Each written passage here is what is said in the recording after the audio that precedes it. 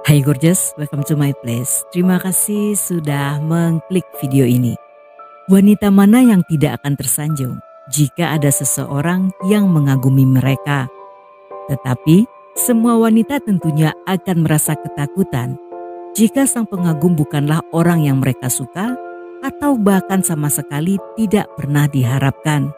Sebelum masuk ke video, saya mau kasih tahu kalau di dalam kasus ini ada 3 orang dengan nama yang sama. Agar tidak bingung, masing-masing mereka akan disebut dengan nama belakangnya. Gak pakai lama, watch.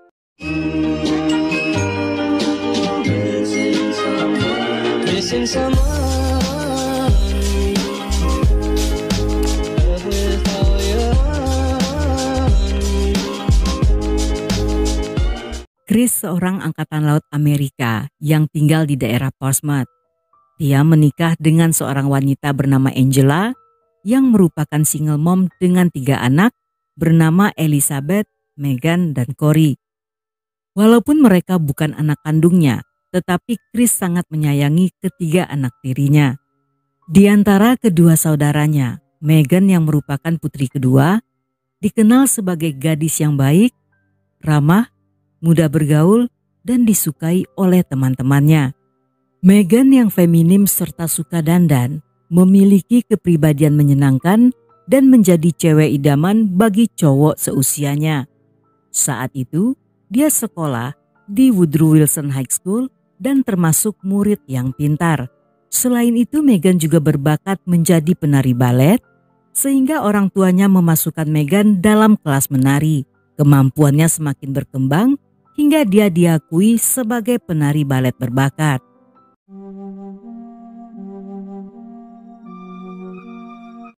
Namun saat kelas 1 SMA, Chris melihat terjadi perubahan mendadak pada sang putri. Nilainya tiba-tiba turun, lebih pendiam, dan tidak bersemangat seperti sebelumnya. Dia pun membujuk Megan untuk menceritakan masalahnya agar Chris bisa membantu. Tetapi apa yang dikatakan Megan selanjutnya membuat dunia Chris seolah jungkir balik. Megan mengaku jika salah seorang teman sekantor Chris di angkatan laut telah melecehkannya. Dan Chris lebih kaget lagi ketika nama yang disebut sang putri adalah Robert Hicks yang telah dianggap oleh Chris seperti keluarga sendiri. Hicks sendiri telah menikah dan memiliki 4 orang anak. Walaupun mereka sama-sama di angkatan laut, tetapi Hicks bekerja sebagai perawat di bagian medis Naval Hospital. Chris dan Angela segera melaporkan hal ini pada kepolisian, yang kasus tersebut ditangani oleh detektif McDaniel. Tetapi sayangnya, dia hanya bisa menjerat Hicks dengan tuduhan melakukan pelanggaran ringan karena menurut hukum Virginia, Megan yang telah menginjak usia 15 tahun bukan seorang bocil lagi. Dan batas usia untuk melakukan happy ending di wilayah tersebut minimal 15 tahun. Tetapi sang detektif tetap berusaha agar Megan bisa mendapatkan keadilan. Dia pun memberi saran agar Chris melaporkan kasus tersebut pada kepolisian militer NCIS atau Naval Criminal Investigation Service atas tuduhan pelecehan. Karena dalam peraturan militer, usia minimum melakukan hal tersebut adalah 16 tahun. Investigasi pun dimulai dari Februari 2008 hingga Maret di tahun yang sama. Letnan Hicks dinyatakan bersalah dan terancam dipensiunkan serta dipenjara. Tetapi untuk sementara waktu, karena satu alasan tertentu, persidangan vonisnya masih ditunda dan Hicks masih tetap bekerja. Perbuatan Hicks tentunya telah meninggalkan trauma pada Megan. Dan pada ibunya, gadis itu mengatakan bahwa dia sangat takut pada Hicks.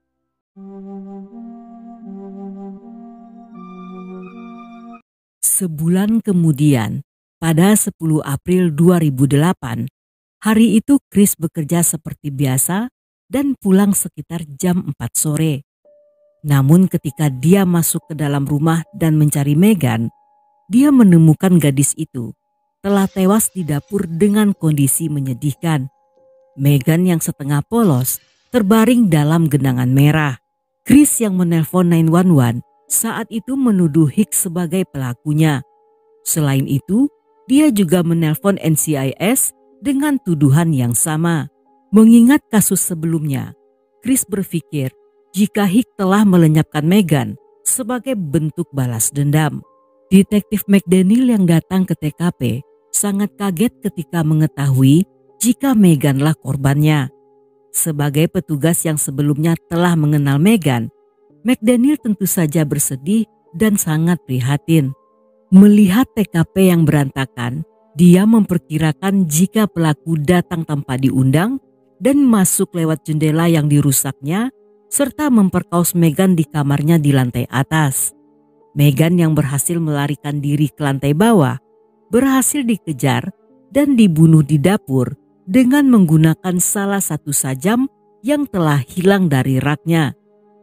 Selain itu di dalam rumah juga ditemukan jejak tapak sepatu yang dipenuhi cairan merah. Walaupun sebelumnya detektif telah menangani kasus Meghan, tetapi dia tidak mau cepat-cepat berasumsi bahwa pelakunya adalah Letnan Hicks. Polisi tetap melakukan penyidikan sesuai prosedur dan menanyakan pada para tetangga yang mungkin saja melihat sesuatu pada hari itu. Namun agen NCIS yang juga turun dalam penyidikan kasus ini segera menangkap Hicks di rumahnya. NCIS menggeledah rumah Letnan Hicks untuk mencari bukti-bukti dengan memeriksa laptop dan ponselnya. Walaupun tidak ditemukan komunikasi di antara dia dan Meghan, tetapi di laptopnya terdapat sebuah video happy ending yang bertema Abigail. Ditemukan juga sepatu dengan tapak sepatu yang motifnya mirip dengan jejak di TKP. Walaupun dicurigai sebagai pelakunya, tetapi pria itu sangat kooperatif dan bersedia membantu dengan memberikan sampel DNA-nya. Selain itu NCIS juga memasang GPS di mobil Hicks agar bisa melacak pergerakannya. Namun pada akhirnya Letnan Hicks dicoret dari daftar tersangka setelah petugas memeriksa alibinya di hari kejadian. Ada banyak orang yang melihatnya di tempat kerja sejak pagi hingga jam kepulangan yang semua terekam dalam CCTV rumah sakit. Lagi pula jarak rumah sakit ke rumah Meghan cukup jauh untuk ditempuh bolak-balik dalam waktu singkat. Sedangkan DNA serta tapak sepatu ternyata tidak cocok dengan milik Hicks. Dan tidak lama setelahnya, karena Meghan telah meninggal, kasus pelecehan atas gadis itu pun ditutup dan Letnan Hicks dipecat secara tidak terhormat.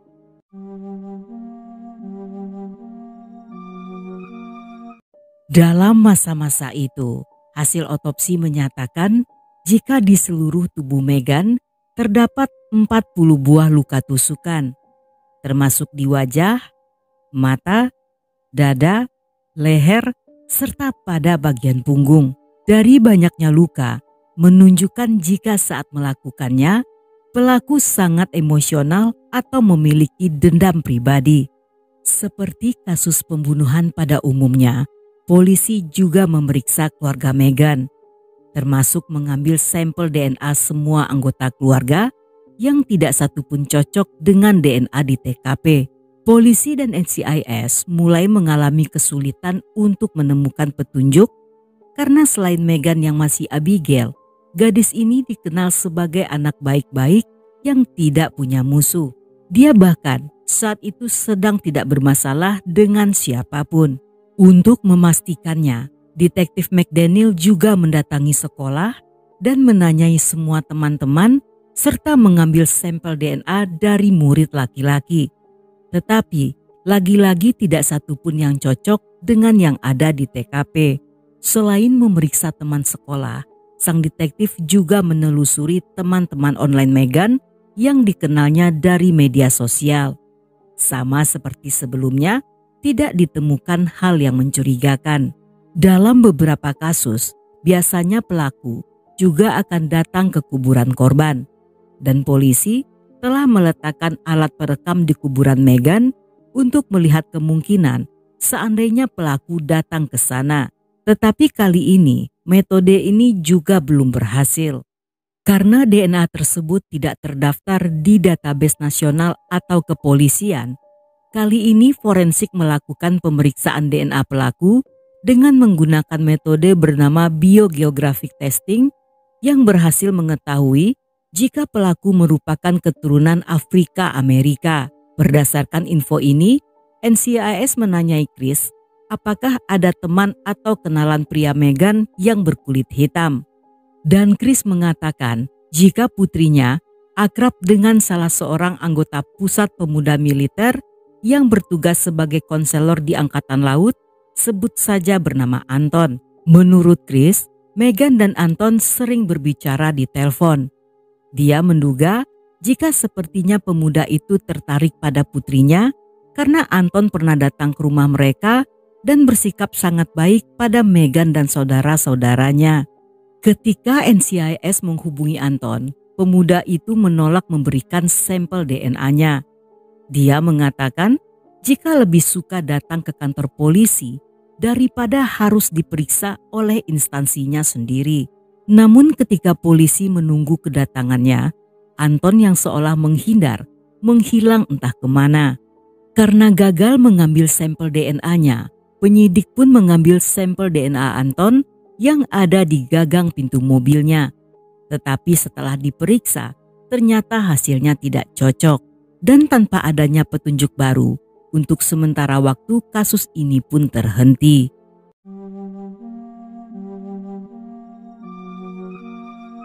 Hingga 5 bulan setelah kematian Meghan, seorang supir bus mendatangi salah satu detektif dan mengatakan jika mereka harus memeriksa seorang pemuda bernama Robert Barnes.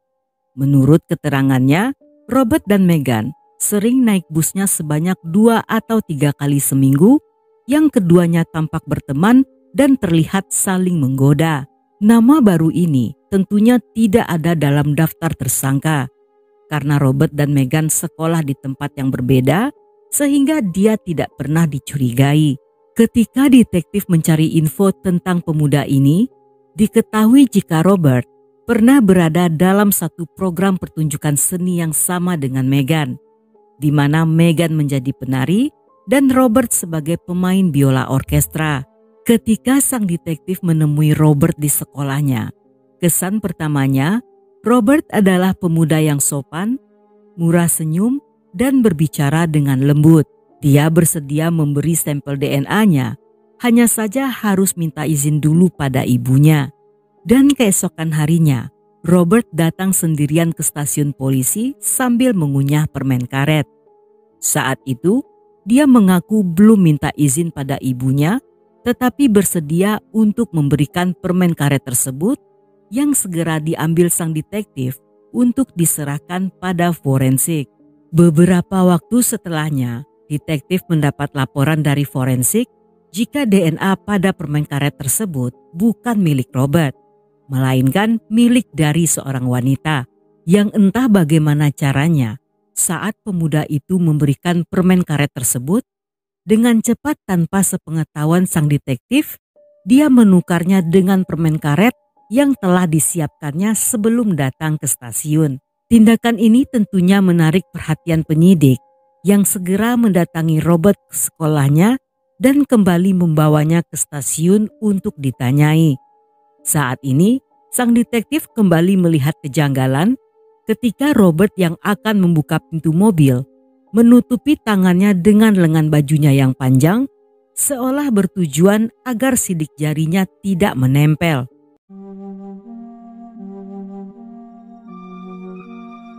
Dalam interogasi, Robert mengaku pernah berada di TKP, tetapi dia mengatakan jika dia bukanlah pelakunya. Menurut pemuda itu, dia datang ke rumah Meghan atas undangan gadis itu. Ketika Robert membunyikan pintu bel dan Meghan tidak keluar, dia pun memutuskan masuk sendiri karena pintu tidak terkunci. Namun sesampainya di kamar Meghan, dia melihat gadis itu sedang duduk di atas kasur bersama seorang pria tidak dikenal. Pria yang menggunakan topeng dan membawa sebuah senpi itu memaksa Robert untuk mengikat Meghan yang setelahnya dia memperkaos dan membunuh gadis itu.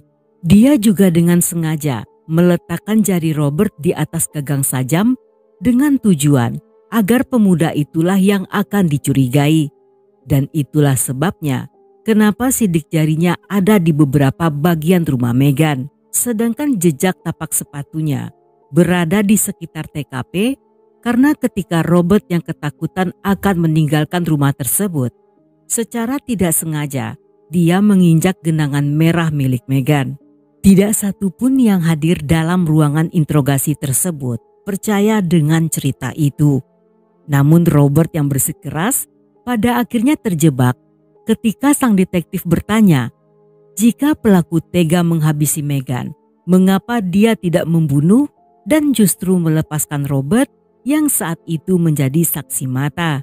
Robert yang terdiam tidak sanggup lagi untuk menjawab. Terutama ketika detektif menyatakan jika di TKP hanya ada satu jejak sepatu serta satu sidik jari, yang artinya pelakunya hanya satu orang. Ketika detektif akan memborgolnya, tiba-tiba ibu Robert menerobos masuk sambil berteriak bertanya apakah putranya akan ditangkap. Wanita itu tampak berusaha menghalangi polisi karena masih tidak percaya jika sang putralah pelakunya. Dan setelah ditahan, tidak butuh waktu lama, forensik menyatakan bahwa sidik jari Robert cocok dengan yang di TKP.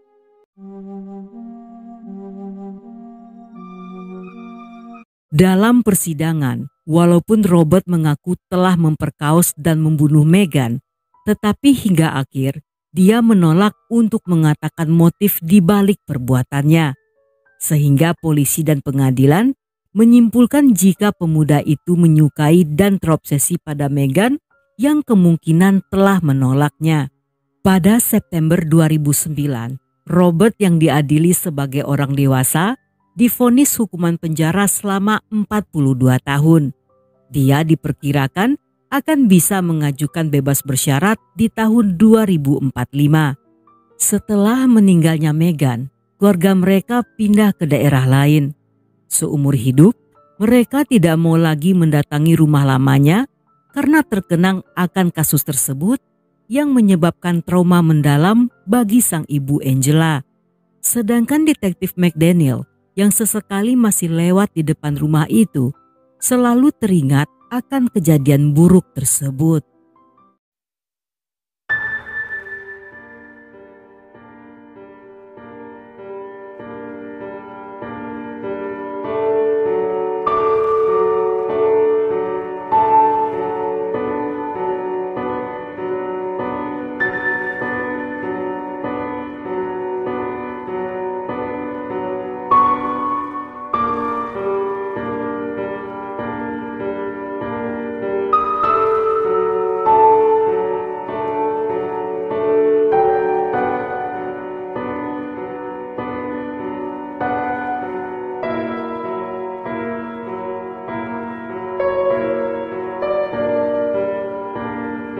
Dan sampai di sini dulu cerita kita kali ini. Semoga kalian suka dengan ceritanya.